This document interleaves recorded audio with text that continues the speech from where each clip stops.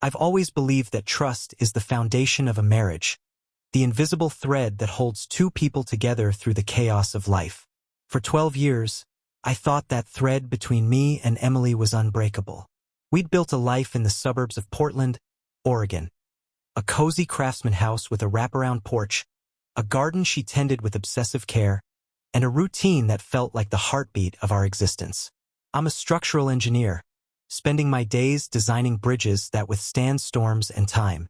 Emily, a freelance graphic designer, filled our home with her art, her laughter, and the kind of warmth that made even the rainiest Pacific Northwest days feel bright. We weren't perfect, but we were us. Mark and Emily, the couple everyone envied at neighborhood barbecues. Or so I thought. It started with small things, the I&D you don't notice until they pile up like leaves in a gutter. Emily's phone, once left carelessly on the kitchen counter, was now always in her hand or tucked into her pocket. She'd laugh at messages I couldn't see, her fingers tapping out responses with a speed that felt secretive. When I'd ask, "What's so funny?" she'd wave it off, saying it was just a meme from her design group chat. I didn't press. I trusted her. Why wouldn't I? She was the woman who'd cried with me when we lost our first pregnancy, who'd stayed up all night helping me prepare for a big presentation at work, who'd kissed me every morning before I left for the office. Doubt wasn't part of our story. But then came the late nights. Emily's freelance work had always been flexible, but suddenly she was meeting clients at odd hours. She'd leave the house in the evening, her makeup just a touch more precise than usual, her outfits a little sharper. "It's a new client," she'd say, tossing her hair over her shoulder. "They're picky, want to meet in person to go over mock-ups." I'd nod, kiss her forehead, and tell her to drive safe. I'd watch her car pull out of the driveway, the taillights disappearing into the drizzle, and I'd ignore the tiny knot in my stomach. She was my wife. She loved me. I was being paranoid. The knot grew, though. One evening, about 6 months ago, she came home later than usual, past midnight. I was still up, working on blueprints for a new suspension bridge project. The front door creaked open, and I heard her heels click on the hardwood. She didn't call out to me like she usually did. Instead, she slipped into the bathroom, and I heard the shower start. Odd, I thought. Emily wasn't one to shower right after getting home. I waited, expecting her to come find me, to tell me about her night with her usual animated chatter. But when she emerged, wrapped in a towel, her face was pale, her eyes avoiding mine. "Long day," she muttered, heading straight to bed. I followed, asking if everything was okay. "Just tired," she said, her voice clipped. I lay beside her that night, staring at the ceiling, the knot in my stomach tightening into something heavier. The next morning, I did something I'd never done before. I checked her phone. It was sitting on the kitchen counter while she was in the shower again. Another morning shower, which was new.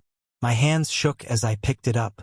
Her passcode was still the same, our anniversary, 0612. I opened her messages, telling myself I was being ridiculous, that I'd find nothing but boring client emails and group chats about fonts. But there it was, a thread with a contact labeled J. No last name, just J. The messages were short but intimate, the kind of shorthand you develop with someone you know well. "Missed you tonight," one said. Sent at 11:43 p.m. the previous night. "Can't wait for Thursday," another read, with a winking emoji. My heart pounded. I scrolled up, but the earlier messages were deleted. My thumb hovered over the screen, torn between confronting her and pretending I'd seen nothing. I put the phone down before she came out of the bathroom. I didn't say anything that morning or the next or the week after. I watched her instead. I noticed how she'd linger in the mirror, adjusting her earrings with a care she hadn't shown in years. How she'd hum to herself, a nervous habit she'd had when we were dating, back when she was trying to impress me. I noticed the new perfume, sharp and floral, not the soft vanilla she'd worn since we met. And I noticed J, the shadow in her texts, the name that appeared in fleeting glimpses before she'd lock her phone. I started digging quietly. I'm an engineer. I solve problems methodically. I began tracking her schedule, cross-referencing her client meetings with her actual workload. I'd ask casual questions about her day, noting the inconsistencies. One night, she said she was meeting a client downtown at a coffee shop. I drove by the shop on my way home from work, just to see. Her car wasn't there. Instead, I spotted it parked outside a wine bar 2 blocks away, next to a sleek black Audi I didn't recognize. I sat in my car, gripping the steering wheel, my mind racing. I didn't go inside. I didn't want to see her with someone else. Not yet. I needed proof, something undeniable. The proof came a month later, on a rainy Thursday in October. Emily said she had a late meeting with a client who was launching a new brand. "It's a big project," she said, slipping into a black dress that hugged her curves in a way that felt meant for someone else. "Might run late. Don't wait up." I nodded, kissed her cheek, and watched her leave. But I couldn't stay still. The knot in my stomach was a fist now, pounding against my ribs. I grabbed my keys and followed her. She drove to a boutique hotel downtown, the kind with dim lighting and overpriced cocktails. I parked across the street, my heart thudding as I watched her walk inside, her heels clicking on the pavement. She didn't carry her usual portfolio bag, just a small clutch. I waited, my breath fogging the car window. 20 minutes later, a man arrived. He was tall, broad-shouldered, with dark hair and a tailored coat. He moved with the confidence of someone who knew he was being watched. He entered the hotel, and I knew, without seeing more, that he was Jay. I sat there for 2 hours, my mind a storm of rage and disbelief. When Emily emerged, her hair was slightly mussed, her lipstick gone. The man, Jay, walked her to her car, his hand grazing her lower back. They lingered by her door, and I saw her laugh, the way she used to laugh with me, her head tilting back, her eyes bright. He leaned in, kissed her cheek, and she didn't pull away. She got into her car and drove off. I didn't follow her home. Couldn't. I drove to a bar instead, ordered a whiskey, and sat in a dark corner, trying to process what I'd seen. The next morning, I confronted her. I waited until she was sipping her coffee, her hair still damp from yet another shower. "Who's Jay?" I asked, my voice steady despite the tremor in my chest. Her cup froze halfway to her mouth. For a moment, her eyes widened, but she recovered quickly. "Jay? Oh, that's just Jenna, from the design group." "Why?" Her lie was smooth, practiced, but I saw the flicker of panic in her eyes. I didn't push further. I didn't tell her I'd followed her, that I'd seen her with him. I just nodded and went to work, my mind already shifting from betrayal to something colder, sharper. I started planning. I needed to know who Jay was, what he meant to her, and how deep this went. I hired a private investigator, a grizzled man named Tom who smelled like cigarettes and spoke in short, clipped sentences. I gave him Emily's phone records, her schedule, and the description of the man from the hotel. "Find out everything," I said. Tom nodded, his eyes narrowing like he'd seen the story 100 times before.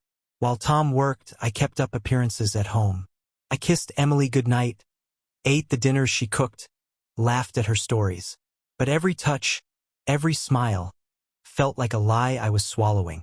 I started noticing things I'd missed before, how she'd check her phone when she thought I wasn't looking, how she'd leave the room to take certain calls. Once, I overheard her whispering in the backyard, her voice low and urgent. "Not now, I can't. He's home." I didn't confront her again. I was building a case, piece by piece, and I wanted every detail before I made my move. Tom came through a week later. He slid a manila envelope across the table at a diner on the edge of town. Inside were photos, grainy but unmistakable. Emily and the man, Jay, whose full name was Jonathan Reed, at the hotel at a restaurant in a park. There were emails, too, pulled from some digital wizardry Tom wouldn't explain. They were explicit, affectionate, planning meetings that weren't about design projects. Jonathan was a real estate developer, married, with 2 kids and a house in Lake Oswego. He was 10 years older than Emily, wealthy, charming, the kind of man who could make a woman feel like she was the only one in the room. I stared at the photos, my fingers tracing the edges of Emily's smile, a smile I hadn't seen in months.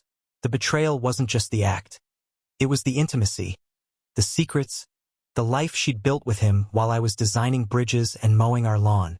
I thought of the years we'd spent together, the promises we'd made, the way she'd looked at me on our wedding day. I thought of the mornings I'd woken up early to make her coffee, the vacations we'd planned, the future we'd talked about. And I thought of her with him, laughing, touching, sharing parts of herself that were supposed to be mine. I didn't cry. I didn't yell. I went home, poured myself a whiskey, and started thinking about revenge. Not the petty kind, no slash tires or public shaming. I wanted something precise, devastating, something that would make Emily and Jonathan feel the weight of what they'd done. I wanted them to lose what they valued most, the way I'd lost the trust I'd built my life on. I didn't know what form it would take yet, but I knew it would be cruel, calculated, and final. As I sat in our living room, the rain tapping against the windows, I looked at Emily's sketchbooks on the coffee table, her plants on the windowsill, the life we'd built. It was all a lie now, a fragile structure ready to collapse. And I would be the one to bring it down. The days after receiving Tom's envelope were a blur of calculated restraint. I carried the photos and emails in my briefcase, a secret weight that grounded me even as it burned. Every morning, I woke up next to Emily, her breathing soft and familiar, and I played the part of the devoted husband.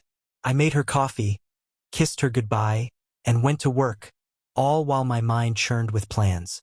Revenge wasn't just about hurting her or Jonathan. It was about dismantling their world with the precision I used to design bridges. I wanted it to be elegant, unshakable, a collapse they couldn't rebuild from. Tom's investigation gave me a foundation. Jonathan Reed was 42, a partner at a real estate firm that specialized in luxury developments. He lived in a sprawling modern house in Lake Oswego, drove a black Audi, and had a reputation for charm that bordered on predatory. His wife, Claire, was a pediatrician, well-respected but overworked, often leaving Jonathan to his own devices. Their 2 kids, ages 8 and 10, were enrolled in private school, their lives meticulously curated. Emily's affair with Jonathan had been going on for at least 8 months, Tom estimated, based on the digital trail. They met at hotels, restaurants, sometimes his office after hours. The emails showed a relationship that wasn't just physical. It was emotional, intimate, the kind of connection that made my chest ache with betrayal. I started by learning everything I could about Jonathan. I wasn't a hacker, but I was methodical. I scoured public records, social media, and business filings. His firm, Reed and Associates, was thriving, but I found whispers of shady deals, permits fast-tracked through questionable means, whispers of bribes to city officials. Nothing concrete, but enough to plant a seed. I also learned about Claire. Her LinkedIn profile showed a woman dedicated to her patients, but her ex-posts hinted at strain. Vague mentions of long hours, a marriage stretched thin by schedules. I didn't pity her yet, but I filed her away as a potential lever. At home, I kept up the facade. Emily noticed nothing, or if she did, she didn't show it. She was brighter than ever, her smiles almost convincing, her touches lingering just enough to keep me from suspecting she suspected me. But I saw the cracks. Her phone was never out of reach, her excuses for late nights growing flimsier. One evening, she said she was meeting a client at a new gastropub downtown. I nodded, said, "Have fun," and waited until her car pulled away. Then I called Tom. "Follow her," I said. "I need more." Tom didn't ask questions. By midnight, he sent me photos. Emily and Jonathan at the gastropub, their hands brushing across a candlelit table, her laugh captured in a blurry shot. There was a new one, a selfie they'd taken, her cheek pressed against his, her eyes sparkling in a way that used to be reserved for me. I saved the photo to a private folder on my laptop, a growing archive of their betrayal. I didn't confront her. Instead, I started building my plan. Revenge, I decided, would be a slow burn, a structure engineered to collapse at the perfect moment. I wanted Emily to lose the life she'd taken for granted, and Jonathan to lose the empire he'd built on charm and deceit. But I needed to be careful. Nothing could trace back to me. I wasn't a criminal, just a man with a broken heart and a mind for systems. The first step was Claire. I didn't want to hurt her. She was collateral damage, like me, but she was the key to Jonathan's downfall. I created a burner email account, untraceable, and sent her a single message. Your husband is having an affair. Check his phone. Look for E. I attached one of Tom's photos, the selfie from the gastropub, cropped to hide Emily's face. I didn't want Claire confronting Emily directly. Not yet. I wanted her to turn her anger on Jonathan, to start the unraveling from within. I waited, watching for signs. 2 days later, Tom called. Something's up, he said. Jonathan's been at home more. No meetings with your wife. Claire's been seen leaving the house in a hurry, looking upset. I nodded, unsurprised. Claire had taken the bait.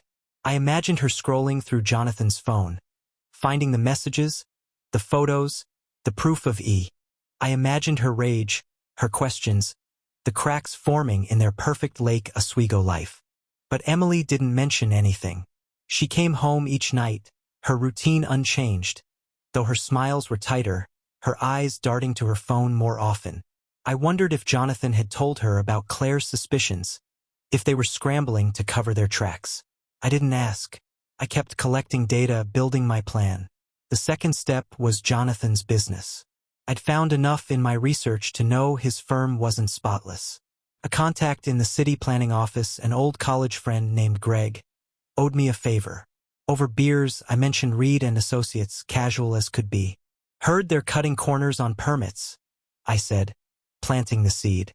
Greg raised an eyebrow but didn't push. A week later, he called me. You were right about Reed. They're under review for some shady permits on that new condo project. Nothing public yet, but it's messy. I thanked him, my heart steady. The review wouldn't destroy Jonathan's firm, but it would strain his resources, his reputation, his focus. At home, the tension grew. Emily started staying out later, her excuses thinner. One night, she came home at 2 a.m., her coat damp from the rain. Client ran long, she mumbled, avoiding my eyes. I didn't push, but I noticed the faint scent of that sharp floral perfume, the one she wore for him. I poured myself a whiskey after she went to bed, staring at the photos in my briefcase. The selfie from the gastropub was my favorite, not because I enjoyed the pain, but because it was proof of how careless they'd become.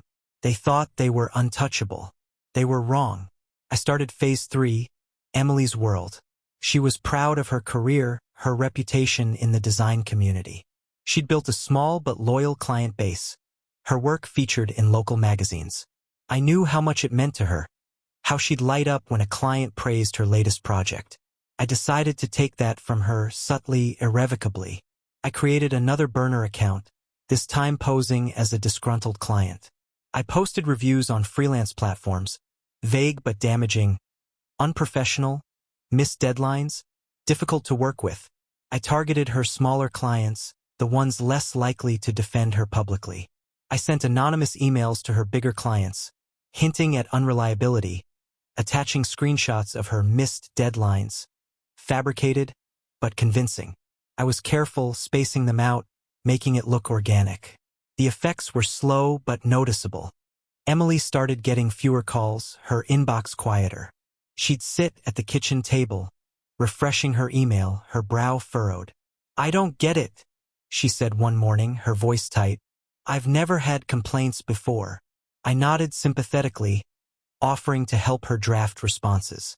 Inside, I felt a cold satisfaction. Her world was shrinking, and she didn't even know why. Meanwhile, Jonathan's life was fraying.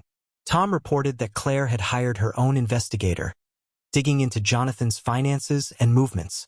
The city's review of Reed and Associates was escalating, with rumors of a formal investigation. Jonathan was distracted, his meetings with Emily less frequent. I saw it in her too. The way she'd check her phone, her face falling when no message came. Their affair was crumbling under the weight of external pressures, and I hadn't even played my final card. That card came in the form of a dinner party. I suggested we host one, something we hadn't done in months. Let's invite some friends, I said casual. Maybe some of your design folks, my work colleagues. Emily hesitated but agreed, maybe sensing it was a chance to act normal. I made the guest list, including Greg from the city planning office and, through a carefully worded suggestion, Jonathan and Claire. Emily's eyes widened when I mentioned their names, but she covered it quickly. "They're nice people," I said. "Met Jonathan at a networking event. Thought it'd be good to connect." The night of the dinner party, our house was warm with candlelight, the table set with Emily's favorite dishes. She wore a green dress, her hair swept up, but her smile was nervous. Jonathan and Claire arrived last, his hand on her arm, her face a mask of polite tension. I played the host, pouring wine, steering conversation. I watched Emily and Jonathan avoid each other's eyes, their movements stiff. Claire, though, was sharp, her gaze lingering on Emily when she thought no one noticed. Halfway through dinner, I raised my glass. "To trust," I said, my voice light but pointed. "To the people we hold closest, who make life worth living." Emily's hand froze on her fork. Jonathan coughed, reaching for his water. Claire's eyes narrowed, but she smiled. The rest of the night passed in a haze of small talk, but I saw the cracks widening. Emily's forced laughter, Jonathan's stiff posture, Claire's quiet scrutiny. After everyone left, Emily collapsed onto the couch, her face pale. "That was exhausting," she said, rubbing her temples. I sat beside her, my hand on her knee, the gesture familiar but empty. "You okay?" I asked, my voice soft. She nodded, but her eyes were distant. I knew she was thinking of Jonathan, of the danger they were in, of the life they'd built in secret now teetering on the edge. I went to bed that night with a sense of calm. The dinner had been a test, a way to gauge their reactions, to see how close they were to breaking. My plan was working. Claire was suspicious. Jonathan's business was under fire. Emily's career was faltering. But it wasn't enough. I wanted more than cracks. I wanted collapse. I wanted them to feel the weight of their choices, to lose everything they valued, to know the pain of a trust shattered beyond repair. As I lay in the dark, Emily's breathing steady beside me, I thought of the final piece. It would be cruel, precise, and final. I didn't know exactly what it would look like yet, but I knew it would leave them both in ruins, their lives as broken as the trust they'd taken from me. The weeks following the dinner party were a masterclass in controlled chaos. I'd spent months laying the groundwork, planting seeds of doubt and disruption, but now it was time to bring the structure down. Emily and Jonathan had built their secret world on lies, and I was ready to expose it, not with a shout but with a whisper that would echo through their lives. My revenge wasn't about confrontation or violence. It was about stripping them of everything they valued, leaving them to face the wreckage of their choices. As an engineer, I knew the power of a single, well-placed fracture. I was ready to apply that principle to their lives. Emily was unraveling, though she tried to hide it. Her freelance work had dried up, the anonymous reviews I'd planted taking root in her professional circles. She spent hours at the kitchen table, refreshing her portfolio site, her face etched with worry. "I don't understand," she said one morning, her voice brittle. "It's like everyone's avoiding me." I offered a sympathetic nod, pouring her coffee, my heart cold but steady. "Maybe it's just a slow season," I said, knowing full well the damage I'd done. Her confidence, her pride in her work, was crumbling, and I watched it happen with a quiet satisfaction that surprised even me. Jonathan, too, was under pressure. Tom's updates painted a picture of a man losing his grip. The city's investigation into Reed and Associates had escalated, with auditors combing through financial records and permits. Whispers of fraud were circulating, and Jonathan's partners were distancing themselves, their trust in him eroding. Claire, his wife, was no longer just suspicious. She was active. Tom reported she'd hired a lawyer, her investigator digging deeper into Jonathan's finances and personal life. I knew she'd find the affair soon, if she hadn't already. I didn't need to push further there. Claire was a force of her own, and I'd simply given her the spark. But I wasn't done. The final piece of my plan was about exposure, not just to Claire, but to everyone who mattered to Emily and Jonathan. I wanted their betrayal to be public, undeniable, a stain they couldn't wash out.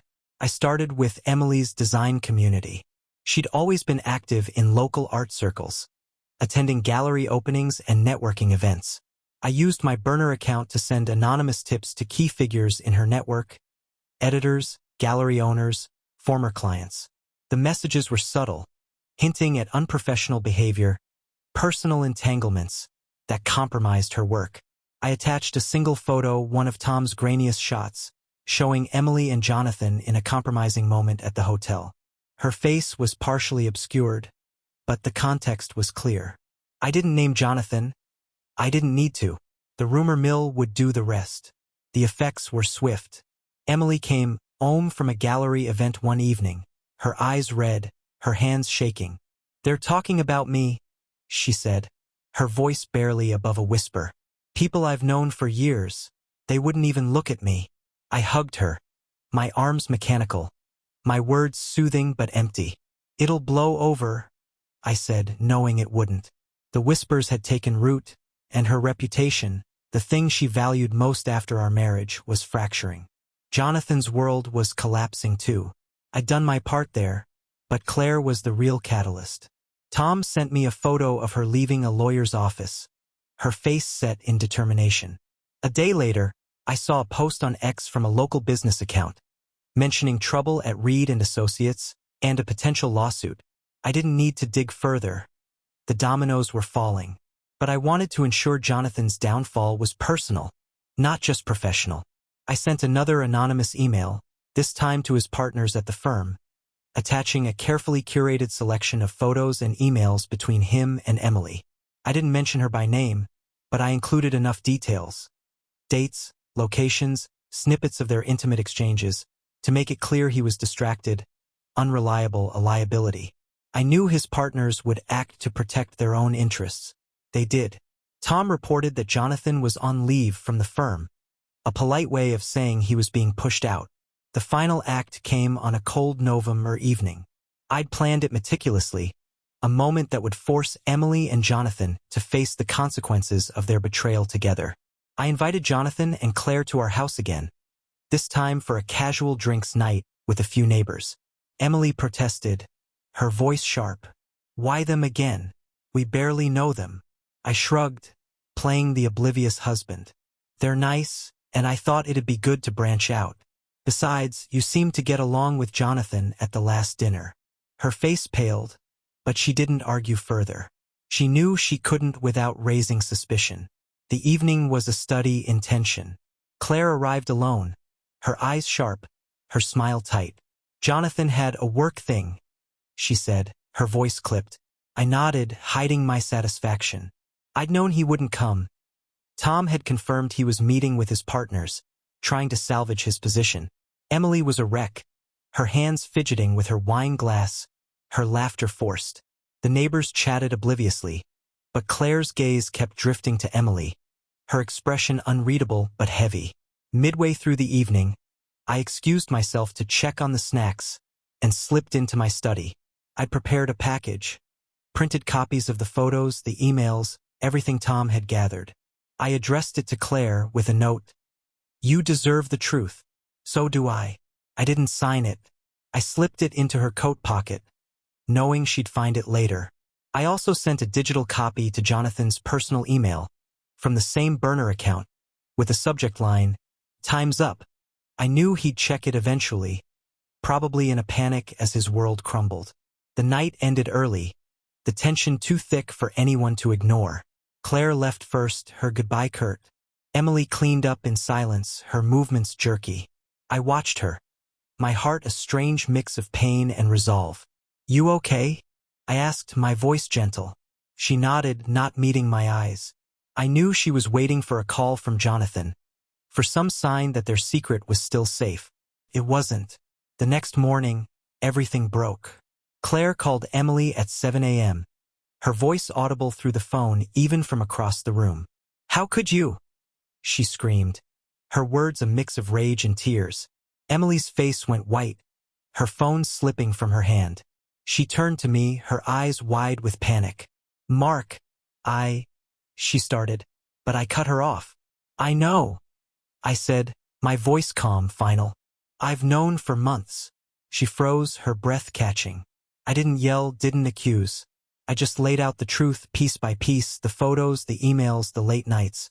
I told her about Tom, about the evidence I'd gathered. I didn't mention my role in the reviews, the emails to Jonathan's partners, the package in Claire's pocket. I didn't need to. The weight of her own actions was enough. She cried, begged, tried to explain. It was a mistake, she said, her voice breaking. I love you, Mark. I never meant to hurt you. But her words were hollow, drowned out by the images in my mind. Her with Jonathan, laughing, touching, building a life behind my back. I didn't argue. I didn't forgive. I just told her to pack a bag and leave. She did, moving to her sister's place across town. I didn't ask for details. I didn't need to. Tom kept me updated. Claire had filed for divorce, citing infidelity. Jonathan's firm had cut him loose, the investigation uncovering enough to tarnish his reputation permanently. His social circle, his wealth, his charm, all gone. Emily's career was in tatters. Her name whispered in the design community as someone to avoid. They'd both lost what they valued most, their worlds reduced to rubble. I sat in our empty house, the silence heavy but not oppressive. The pain was still there, a dull ache in my chest, but it was tempered by a strange peace. I'd built something with Emily, a life I thought was unbreakable. She'd shattered it, and I'd returned the favor, not with anger, but with precision. I didn't know what came next for me. A new project, a new city, a new life. But as I poured myself a whiskey and looked out at the rain, I knew one thing. I'd survived the collapse, and I was ready to build again.